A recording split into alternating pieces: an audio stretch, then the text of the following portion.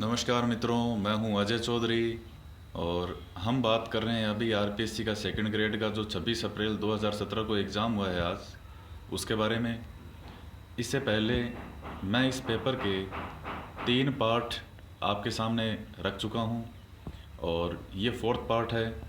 हम हर चीज़ का मूल्यांकन कर रहे हैं कि किस तरीके से पेपर पूछा जा रहा है, और लगभग इसी प्रकार का जो पेपर है वो 1 मई को जो होगा उसमें भी आएगा। तो देखिए, आज का जो टॉपिक है वो राजस्थान की ज्योग्राफी, राजस्थान की प्रशासनिक व्यवस्था, और एक क्वेश्चन आया है खेल का।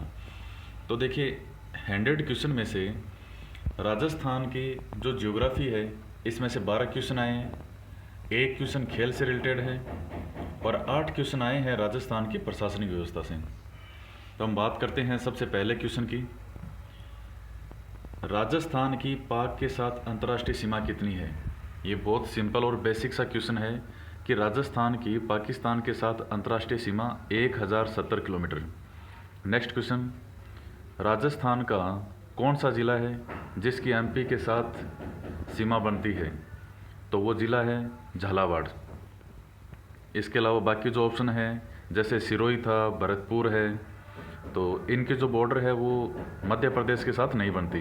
डूंगरपुर भी ऑप्शन में था लेकिन उसकी सीमा गुजरात के साथ बनेगी, इसके साथ नहीं। तो झालावाड़ राइट आंसर। तो देखिए, आपको मैप अच्छे से देखना है। ये मैप वाले क्वेश्चन है कि कौन सा डिस्ट्रिक्ट कहाँ से मिल रहे हैं।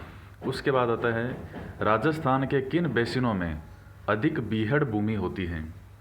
तो ये जो राजस्थान का पर्वत पठार वाला जो मैंने वीडियो बनाया था, उस वीडियो में से 3 क्वेश्चन आए इसमें ज्योग्राफी संबंधित। एक तो ये है जो ये किन बेसिनों में से अधिक बीहड़ भूमि मिलती है? चंबल। ये उस वीडियो में से आया है क्वेश्चन। नेक्स्ट क्वेश्चन है राजस्थान में मरुस्थलीकरण, इसका कौन सा जो कारण है वो नहीं है? ये क्वेश्चन में है कि कौन सा इसका कारण नहीं है। तो सौर्य ऊर्जा उत्पादन, ये उसका कारण नहीं है। बाकी जो ऑप्शन में थे वो कारण है मरुस्थलीकरण के। नेक्स्ट क्वेश्चन की बात करते हैं। विंध्य कगार भूमि निम्न नदियों के मध्य स्थित है, यानी जो विंध्य कगार भूमि है ये किन नदियों के मध्य स्थित है? तो चंबल और बनास, इन दोनों के जो मध्य का भाग है वो कहलाता है विंध्यन कगार भूमि। उसके पश्चात जिलों से संबंधित क्वेश्चन आया है कि कौन सी लवणीय झील नहीं है? तो कोलायत झील है बीकानेर के कोलायत में। तो ये लवणीय मतलब होता है जिसमें नमक की मात्रा हो, जैसे सांबर झील है, डीडवाना है, पंचभद्रा है, तो उनमें लवणता पाई जाती है। इस झील में लवणता नहीं है, तो ये राइट आंसर हो जाएगा। उसके पश्चात आता है लसाड़िया का पठार, ये कहाँ पे है? ये है उदयपुर में।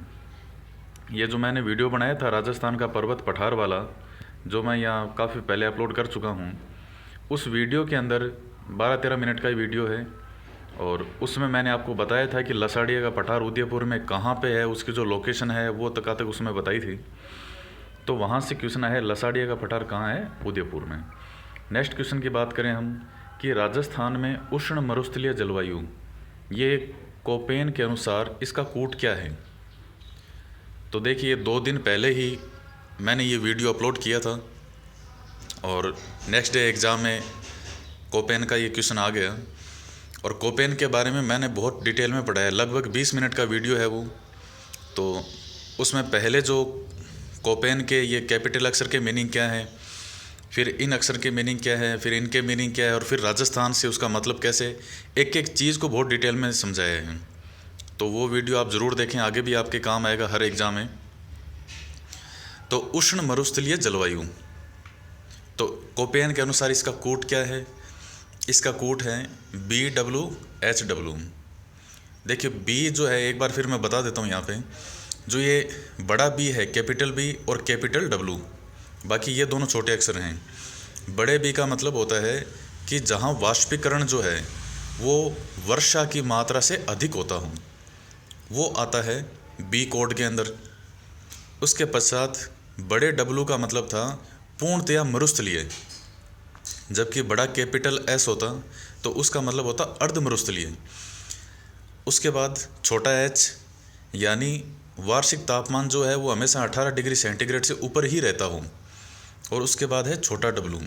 छोटे डब्लू का मतलब है शीत ऋतु शुष्क होती है, और जो वर्षा है वो हमेशा ग्रीष्म ऋतु में होती है। तो राजस्थान में उष्ण मरुस्थलीय, ये मरुस्थलीय नाम आ गया, इसके साथ कोई अर्धवर्ग नहीं जुड़ा हुआ है, तो इसमें BWHW ये हो जाएगा। उसके पश्चात हम बात करते हैं कि सुमेलित करो।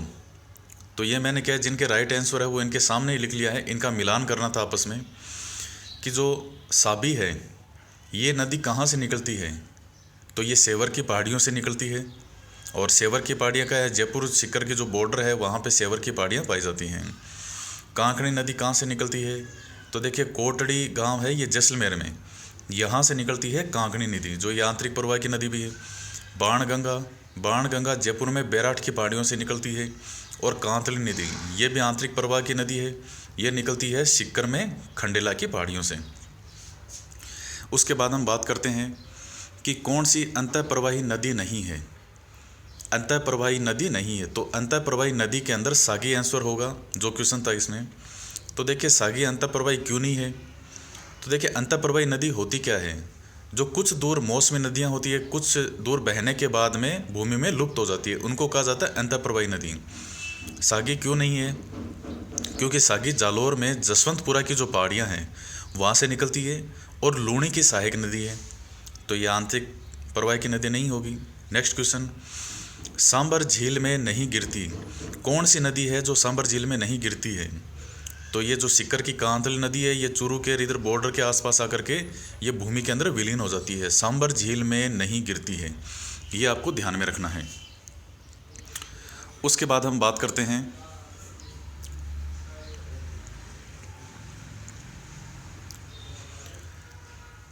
उसके बाद हम बात करते हैं 71 नंबर क्वेश्चन है कि कौन सी नदी सहायक नहीं है। तो बाकी जो ऑप्शन थे उनमें सहायक नदियां हैं, और बनास की सहायक नदी मेज नहीं है। तो मेज किसकी सहायक नदी है, मेज है चंबल की सहायक नदी। बूंदी के पास में जो बूंदी की बॉर्डर है वहाँ जाकर के ये चंबल के साथ मिल जाती है मेज, तो ये बनास की सहायक नदी नहीं है। तो ये देखिए ये 12 क्वेश्चन राजस्थान की ज्योग्राफी से संबंधित आए हैं, और क्या क्या पूछा है इसमें आपसे बॉर्डर पूछ ली, कौन सा ज़िला किस जो राज्य है उससे मिलता है, और जो चंबल ये जो बीहड़ भूमि वाला है ये है, मरुस्थलीकरण का कारण नहीं है, झीलों के क्वेश्चन है, पठारों से संबंधित है, नदियों से संबंधित क्वेश्चन है, ये जो कोपेन का जलवायु का वर्गीकरण है वो है, कौन सी पहाड़ी से कौन सी नदी निकलती है, आंतरिक प्रवाह की कौन सी है कौन सी नहीं है। देखिए क्वेश्चन मुश्किल नहीं है, ये बिल्कुल सिंपल क्वेश्चन है, और 4-5 ही चैप्टर हैं ज्योग्राफी से रिलेटेड जो हैं ये राजस्थान वाले। तो अगर आप इनको अच्छे से स्टडी करते हैं, 4-5 बार भी रीड करते हैं, तो आपको काफ़ी लाभ होगा उससे। और ये वीडियो बनाने का उद्देश्य यही है कि आगे जो भी एग्ज़ाम हो तो उसके अनुसार इसका मूल्यांकन हो सके, आप अच्छे से समझ सकें। जैसे 1 तारीख को जो एग्ज़ाम है 2nd ग्रेड का, तो उन विद्यार्थियों के लिए ये आसान हो सके कि किस प्रकार से प्रश्न आता है, और उसके अकॉर्डिंग वो अपनी तैयारी को कंटिन्यू रख सकें। नेक्स्ट हम बात करते हैं राजस्थान की प्रशासनिक व्यवस्था से संबंधित क्वेश्चन कौन कौन से आए हैं। तो देखिए राजस्थान के प्रथम मुख्य सचिव कौन है, बहुत सिंपल सा क्वेश्चन है, के राधाकृष्णन। ये सिर्फ फैक्ट हैं और ये आपको याद ही करने हैं। अच्छा, उसके पश्चात है कि राज्य सचिवालय में जो स्टेट सेक्रेटरीट होता है उसमें स्थित विभाग क्या कहलाता है, तो वो कहलाता है प्रशासनिक विभाग।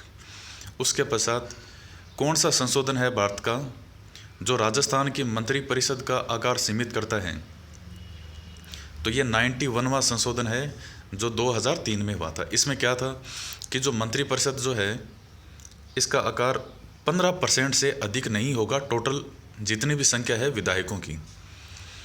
उसके पश्चात हम बात करते हैं कि कौन सी राज्यपाल की शक्ति नहीं है।